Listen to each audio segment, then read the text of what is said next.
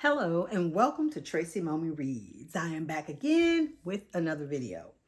Today, I am going to be talking about a book that was nowhere on my radar, but I happened to come across it. You know, like I said in another video, I'm always looking at books or screenshotting stuff, and I can't even remember. I don't know if this was on NetGalley, but it was no longer available, or where I saw this, but I was totally intrigued just by the title. It is called How to Kill Men and Get Away with It by Katy Brent. How to Kill Men and Get Away with It. I will tell you that this is not a self-help book or how-to guide. But I do think that it is somewhat of a manifesto. I definitely believe that wholeheartedly, even though it's not touted as that. Okay, so let me give you the premise. Actually, you know what? I'm going to read the blurb. It's very, very short, and this is what pulled me into this book. Okay, you ready for this? He was following me. That guy from the nightclub who wouldn't leave me alone. I hadn't intended to kill him, of course, but I wasn't displeased when I did. And despite the mess I made, I appeared to get away with it. That's where my addiction started. I've got a taste for revenge, and quite frankly, I'm killing it. It is touted as a deliciously dark, hilariously twisted story about friendship, love, and murder. So, I remember right after I finished it, I posted like in my stories on Instagram that it was dark, gory, and cringy, right? But I also said that I should not have enjoyed it as much as I did. And I stand by that. I really enjoyed it. And on its face, like I will tell you, you know, before I even continue, this is not a book for everyone. This is not a book for everyone. I just so happen to have a very dark sense of humor. So putting that out there, I think that's why certain parts of it resonated with me. But basically, Kitty is the whole story takes place in a suburb outside of London. I think Chelsea or somewhere like that. Or, you know, places around there, you know. And she is somewhat of an influencer, right? And she's young. I don't even think she's 30. And she is an heiress to this family or this company. They do all of like the meat products in that area or in London, right? You know, like the lunch meats and any kind of meat, I guess, that you can eat. They process it and, you know, do all of that kind of stuff. And so she has some money, and all of her friends have money, and they basically fill their Instagram pages and TikToks with videos of them living the life.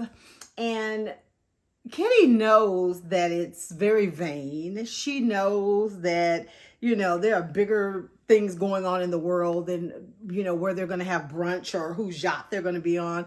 She knows it. I mean, she's living this life, but inside she is pretty much cringing at herself because she knows that it's so shallow and there's just not, you know, a lot of substance to her life. I don't even know if she actually had a job. I don't know what she did outside of spending her mom's money. I think that her self-awareness coupled with her boredom was a recipe for disaster. She's very hyper aware not only of her own self, but the people in her friend group. So like she can spot when people are being fake. She knows guys that are like, you know, just trying to take advantage, and it just all, you know, displeases her. And I think that she just, you know, can't stand it.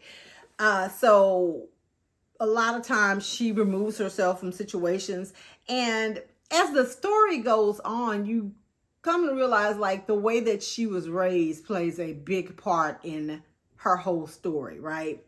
Well, that first person that she killed, like it says in the blurb, it was a guy that she had gone to a club with some friends, and he was getting handsy and everybody was getting drunk. She didn't want to get too out of control where she didn't know what was going on. She was really good about that. Like, she never just got wasted to the point she didn't know what was going on, or or whatever. So she decides, she tells her friend, I'm leaving, I'm going home, I'm sick of this mess or whatever, and she leaves. But this guy had brought her a couple of drinks, and he follows her outside the club, and they're on the street where there's nobody around, and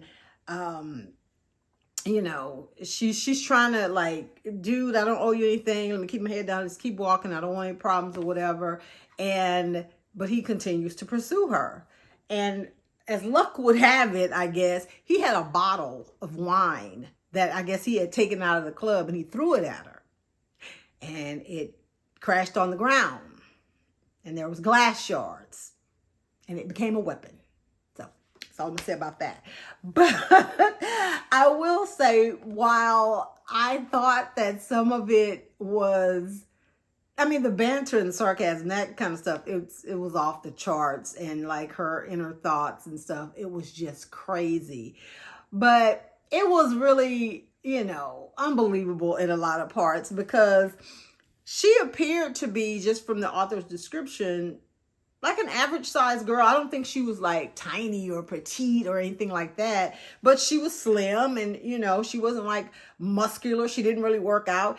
But for her to have been able to, do some of the things that she did, I just don't see how physically getting rid of bodies was, possible. However, the author did try to make it somewhat plausible, because, and this is where like trigger warnings come in, and this may be a small spoiler, so if you want to fast forward to through this part. Remember how I said that Kitty's family, they were like the meat producers, in the region?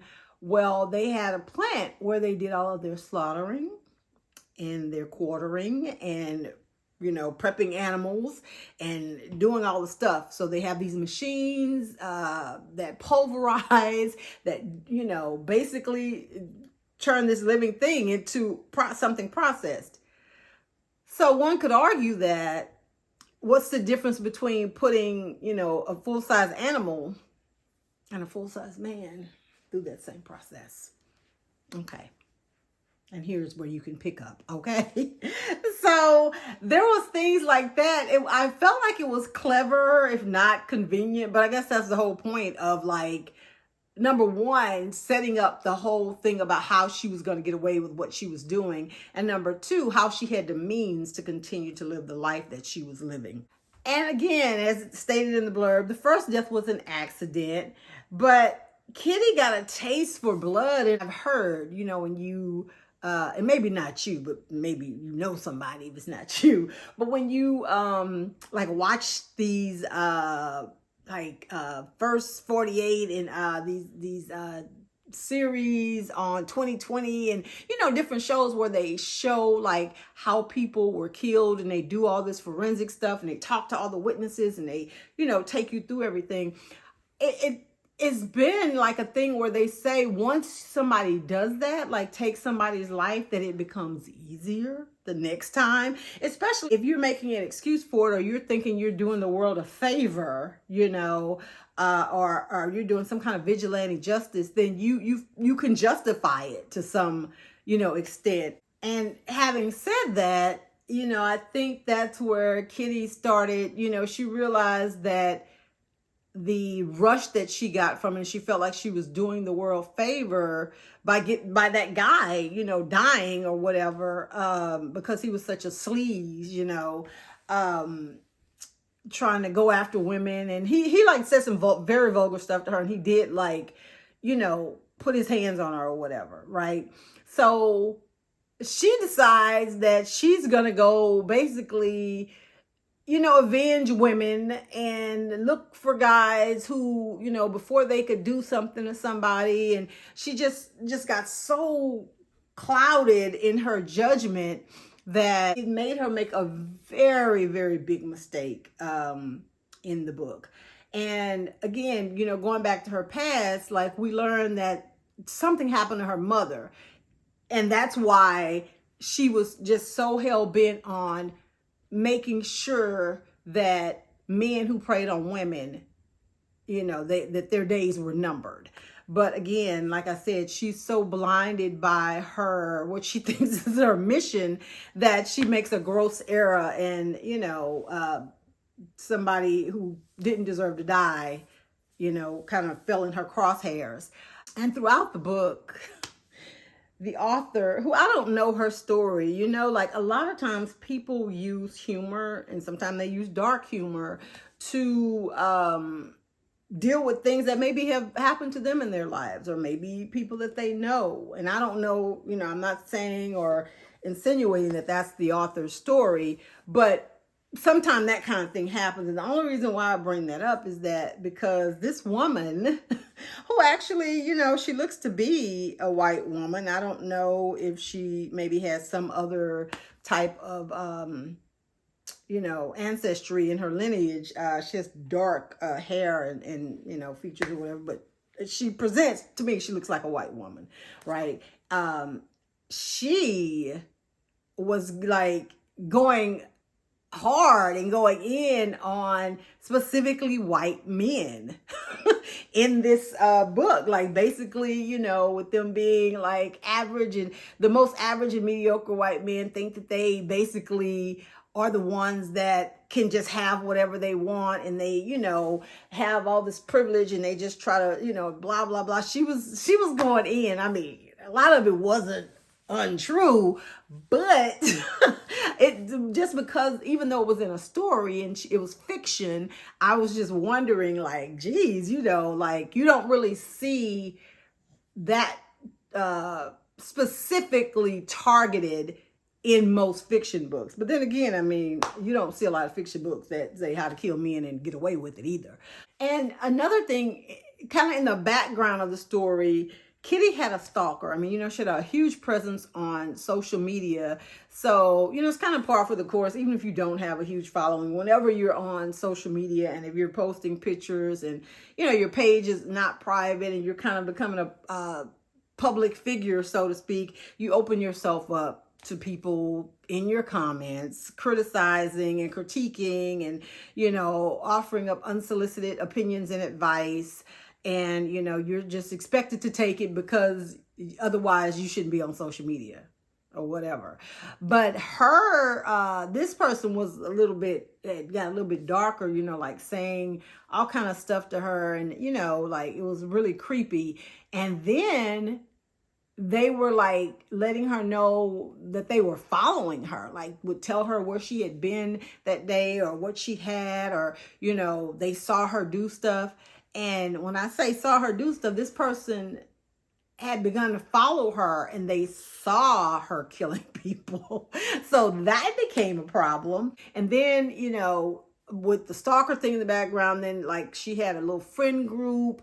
Something tragic happened to one of her friends, and they all the girls had issues, but it's just so much going on in the story where you wonder how Kitty even had the time to do the stuff that she was doing.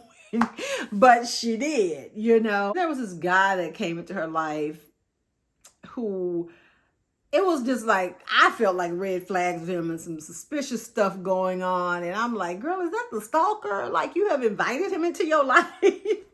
But it wasn't. It was something else going on with that. I was really surprised, though, when it came to the end and they revealed who the stalker was.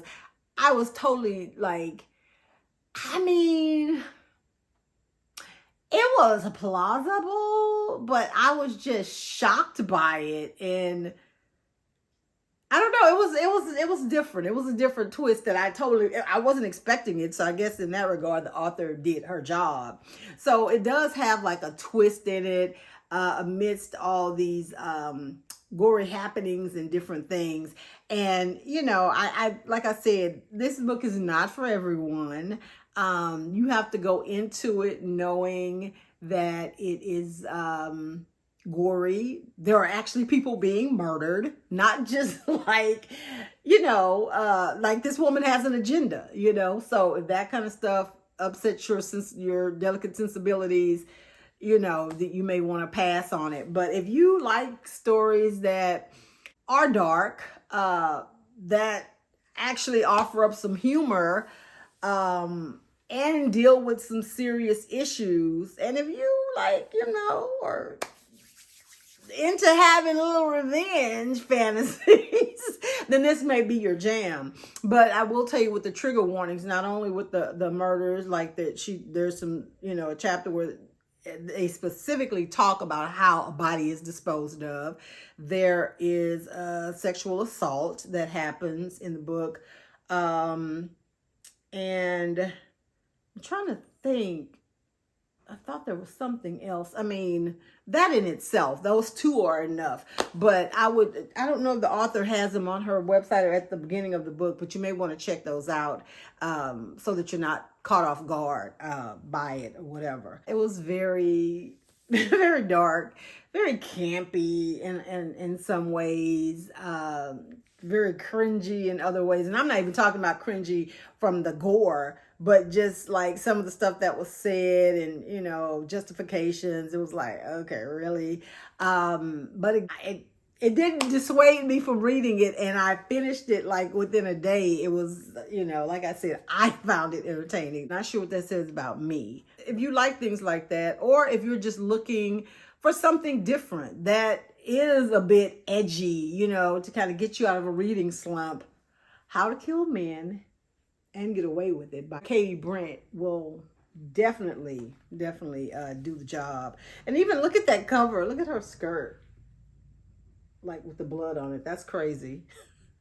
Yeah, so if you have read How to Kill Men and Get Away with It, I would love to know your thoughts in the comments. Thank you so much for watching. Make sure that you like this video and go ahead and take the opportunity to subscribe to my channel. And why don't you share this content with someone who you think may enjoy it.